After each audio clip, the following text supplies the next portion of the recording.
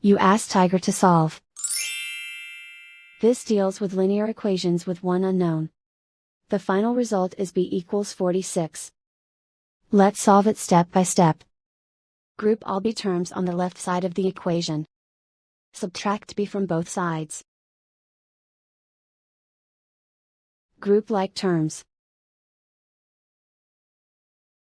Simplify the arithmetic. Group like terms. Simplify the arithmetic.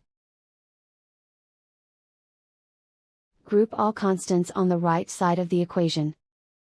Add 67 to both sides. Simplify the arithmetic.